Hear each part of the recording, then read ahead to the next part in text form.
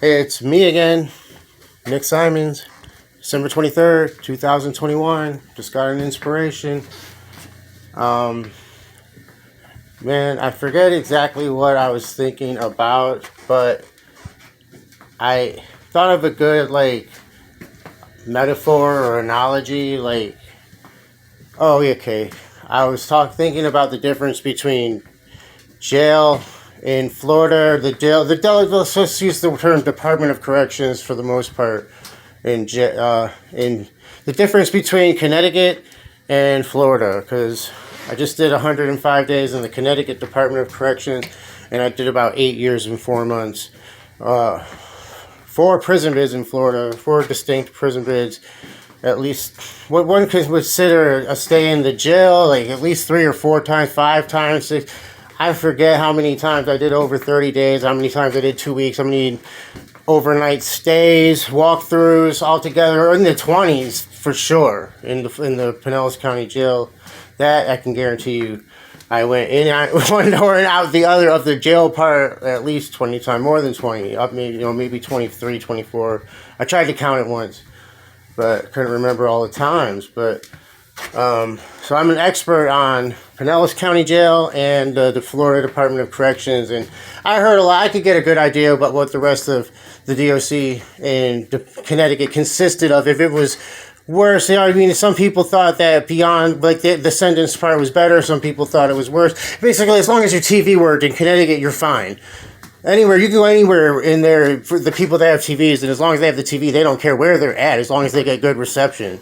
That's basically the most important thing in the Connecticut Department of Corrections. But what I missed about the Florida system, there was something missing from Connecticut. It was way softer. I'd rather be there any day over the Florida. I don't even want to go back to Florida. I'm so scared to end up in that jail in particular, PCJ. Terrified to go to that county don't ever want to ever see the inside of a Florida Department of Corrections facility again, unless it's just by chance I'm in there to help people for whatever reason I can. And in that sense, in that capacity, yes, please include me. The other way, no, shackled from head to toe, no thank you. Never again, never any system. If I have to, I'm going to go in there and I'm going to do the will of my higher power from in there. You know what I mean? So I'm going to make the best of it. So that's the only way I can look at it. It's up to them and the powers that be down here, So I guess I got 2 higher powers. I got the Connecticut, we got New Hampshire, I got the Connecticut judicial system. That's definitely a higher authority that I'm contending with, and I put myself in that predicament by my own actions, and I have nobody to blame but myself. So whatever happens is where I have to wear it and, maintain my dignity. So I have, of course, the God that I believe in, or gods, or whatever there's something going on behind the scenes here, but I'm hoping it's as romantic as they make it look in the books, the teachings and the mysteries and the holy books. It would be nice if all that was true, but I really get the feeling it's not quite as glamorous as we all want to believe. That if we found out, I've thought about if the real deal, what's really going on, might scare us so much that we would all want to die. There's that there's a probability of that. There's a probability that it's just not really that interesting once we figure it out. It's just aliens, and they just figured out how to manipulate physics, better than we did, and we're just like little meat puppets to them or something. There's that.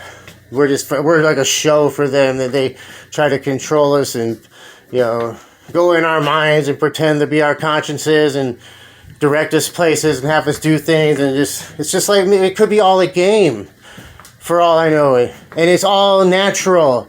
That would be the freakiest part of it. If the atheists are right, and there is no rat god, and whatever experience I had was just a image created by the super intelligent aliens, that they figured out how to go in our brains and make us see things, and they just think it's funny to sit wherever they're at. Maybe they're little tiny things.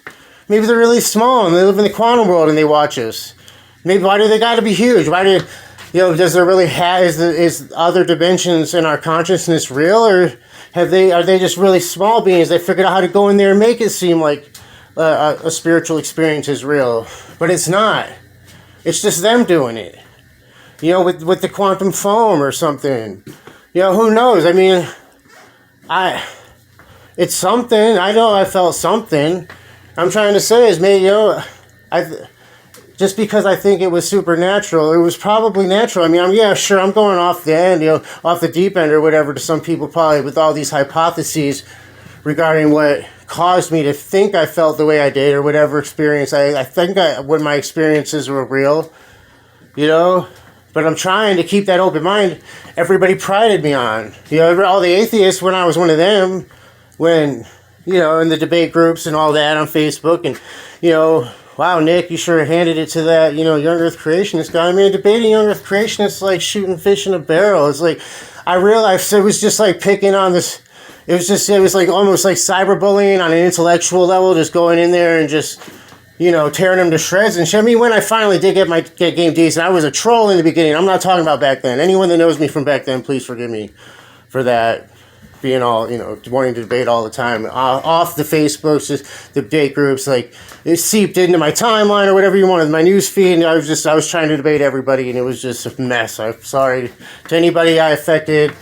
There were a lot of people. I was very confrontative, a lot. Also, even after that period, when I stopped being the Facebook debate troll and just started just being confrontational. But I have some different theories for why I became so unlikable. You know what I mean? Like, even if I had a nice message on Facebook, like, picture me with the baby, I'd still throw in something like, if you don't like kids, you're a piece of shit, you're a soulless, piece of shit or something. With a picture of me with a little baby, a little beautiful baby.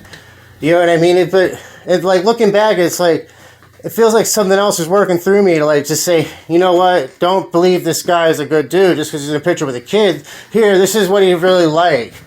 And then, you know what I'm saying? Because I was a nasty person. I was just, I couldn't even come forth with a good message without the nastiness in me coming out, And that's just, I'm a living example of, like, I like to call it the reprobate mind. Like, whatever these forces are, the God, Jehovah, Jesus, the Buddha, whatever it is, you know what I mean? It's like,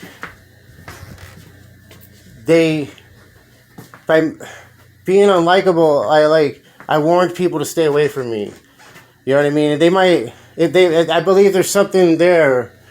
You know what I mean? If you're not living according to the will of the higher power, then you're handed over to a reprobate mind, because you're not, even if you believe in God, if you're not doing the will of God, your God, if it's about wisdom, if it's about kindness and compassion and generosity, and being intelligent and wise, that's God. Like, whatever God you believe in, that's it. For real. Because it's all like one circuit, right? Just with different legs of the circuit, whatever. Some people are on the Muslim leg, some of the Sufism, whatever, Hinduism is one, atheists. They find their spirituality in learning and understanding and sharpening their intellects, and they feel godlike, in that sense, when they can detect a logical fallacy or whatever, in a debate and call someone out, and it's all, any pursuit of knowledge and wisdom is of the gods, so to speak. And it's all about our actions that matter more than our beliefs, believe it or not. The system got contaminated by people's greed for money, and the organized religions put the need to believe in their specific God to ensure, and I'm sure there's other reasons, that go deeper. That's just what, like, the surface indicates to me. So honestly, I should just stop, because I'm sure it's deeper than the surface. But no, in the Pinellas County Jail, now, we didn't have TVs, we didn't have air conditioning, in in the jail, yeah, you had air conditioning, but it was like a stale, stagnant environment, the air, right? And then the last time I was in the godforsaken Pinellas County Department of Corrections, it was like, There was some air-conditioned facilities popping up, but I'm sure 90% of the system was still not air-conditioned. But, it was a lot rougher. There's a whole different breed of inmate in the Pinellas County Jail and the Florida Department of Corrections. Compared to what I saw, everybody is way more civilized in the Connecticut Department of Corrections as far as officers and inmates. It's uniformly more civilized. It's not a bunch of people trying to masturbate at women right out in the open practically, because the moral decay is so gone in Florida that it's in the jail system. It's people might say talk snicker behind people's back, but it's generally acceptable for guys to openly masturbate at women. They try to hide, but they really wouldn't care, some of them, if they got caught. It was a game to them. They didn't care about getting caught. Some of them, they do it until they got caught. It was a thrill to them. Now that I didn't see that in Connecticut at all. Not even once. There wasn't any cell phones. I mean, it's like, what the fuck? These officers aren't in here banking off these inmates. There wasn't a shit ton of drugs. Why aren't the officers bringing it in? What are they, not morally bankrupt or something? Are you kidding me? And they walk through here every 15 minutes. How could we? You can't get tattoos. We can't smoke Tucci. Jesus, they're all, wow. You mean if we fight, they're going to run in here and stop? They're not going to look the other way and pretend they didn't see anything because they don't want to have to fill out paperwork? You mean, wow, this is this Connecticut system? I don't have to worry about an officer dragging me off to another room somewhere and me getting accidentally almost beaten to death? Getting a DR and put in the box? I don't got to worry about that in the Connecticut Department of Corrections? Wow, so, you know what I mean? There's different atmosphere. And the inmates, whatever, I'm not going to say nothing bad about them. You know what I mean? I ain't going to say they were all good people almost all of them, to be honest with you. Of course, we're all suffering children of the universal mind, aka God, especially in there. So we all have a unity and a bond in the jail system. But in Florida, what we had that Connecticut didn't have, scholars. We had in any jail dorm, pod or whatever, block of cells, there's always going to be in the Pinellas County Jail one guy that has the big dictionary. There's going to be a diverse kind of stuff to study from if you're into that kind of thing, because people got to read books there because you can't buy your own TV in Florida. If you could, then officers, these Connecticut inmates, if their reception was bad, they would get an attitude with an officer. In Florida, that TV wouldn't work anymore later if you got an attitude about reception. You would not bring it up. In Florida, we are uniformly terrified of the officers. I think probably about 100% almost across the board. Connecticut inmates were not going to dry snitch. I'm just saying, it ain't the same. Let me put you like that. I respected the officers the same way when I was in Florida. I stayed consistent about how I acted towards officers, but they weren't scared of them. Let me put you like that. They're not scared of them. The officers are laid back, though. It's they don't care. If you could cuss out an officer in Connecticut, they're like, you know what? I don't care what you say. I'm just going to go hang out over here. Just all don't fight. That's it. Just walk away. In Florida, if you disrespect an officer, it's like an invitation for them to come torture you. And they'll do it. You know what I mean? They'll do it. They have no problem. The first day I got there, the officer conducting a little thing that you go through in the orientation said, we are all about teamwork. And I almost respect that in a way, okay, that's good. We got to maintain order. In a sense, you know what I mean? I'm not saying, oh, man, God. It wasn't bad for me because I'm not the one they beat up, because they only beat up the biggest guy the first day just to make an example out of somebody in Florida. I was never the biggest guy, so I didn't have to worry about that going through the orientation. But I'm just saying, there's a big difference, but... Yeah, I miss the scholars. Oh, yeah, in the dorm, by the time you make it in the Florida DOC, people that have been in for 5, 10, 15, 20, they know everything almost if they've read enough books. You could sit there and have, intelligent conversations about so much stuff. And that was the good part of the Florida experience for me as far as going in and out of the system, was that I could find ways, like, everyone's got to hustle. Like, my way to hustle was to figure out how not to really have to do much work. Or, yeah, if I did work, like, if an officer could get me to work, they had to make a deal with me. Like, for real, like, if I work hard, you got to let me not come out when y'all ain't doing shit. I want to stay in the dorm and read and drink coffee and go out and work out. Don't bring me out to work if there's no work to do. I'll bust my ass while we're doing work. You know, there had to be a deal like that. Otherwise, I was going to make myself useless as fuck, so I didn't have to work. They wouldn't want me on the squad. You know, I'd get to stay in and do what I wanted to do. That was my hustle. Or just pay the, you know, if you work in the kitchen, you just pay the guy who makes the schedule to keep you off the schedule $40 a week. Whatever. You know, just do that and then just not work. And read the same book, physics book, 3 or 4 times because you can't understand it, but you just want to know what the hell it is. Learn about religions that you don't believe in. You know, the Black Hebrew Israelites. There's religions I never would have heard of if I never went through the Florida chain gang. I wouldn't have known about, you know, Asatru Odinism as much. You know, I heard about it. I didn't get that much into it, but you know, it gave me a chance to try to learn as much as I could.